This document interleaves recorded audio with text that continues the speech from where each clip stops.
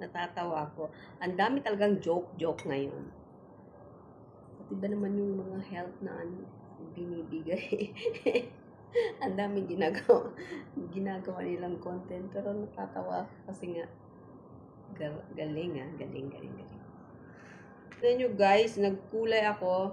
Kasi nga, ang dami kong puting hair dito. So, nilagyan ko siya ng kulay. Ito lang talagang purpose ko kasi nga, ganyanin ko siya. Pero ang ginawa ko is dito lang talaga. So, nagkaganyan ng kulay, di ba? Pero kasi yung buhok ko is hati sa gitna. So, ngayon hindi ko siya hinati. Ginawa kong gilid sa side. Kaya, dito may kulay siya, dito wala. Walang iba. Pinagtitripan ko na naman yung aking hair. So, ganun lang. Tara, kain tayo. Lunch na po. Wala man lang nagmamahal sa akin. Kumain ka na ba? Kumusta ka dyan? Wala.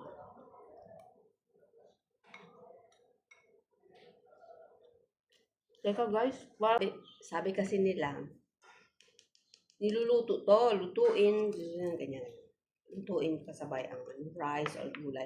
Ako hindi eh. Ibudbud ko siya dyan. Kasi masarap, mas masarap. Ba tayo? Baka maparami na ko. Madami nga. Magkaroon tayo ng sakit sa bubuduan siya.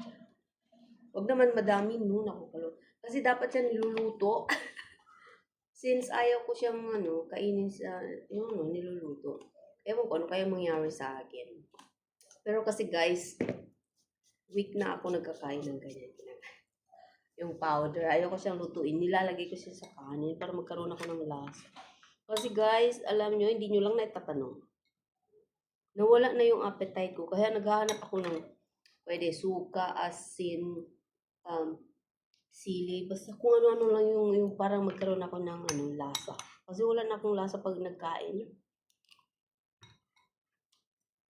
Ang tawag doon, sign daw yan ng menopausal.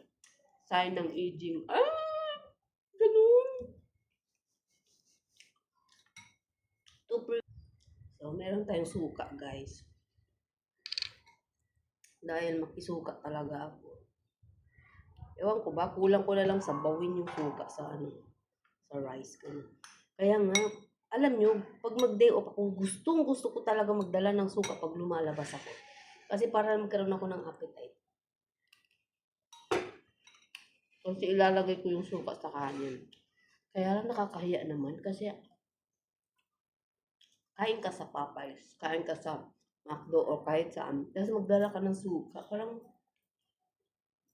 baka sabihin ng tao, ano nangyari sa babae na yan?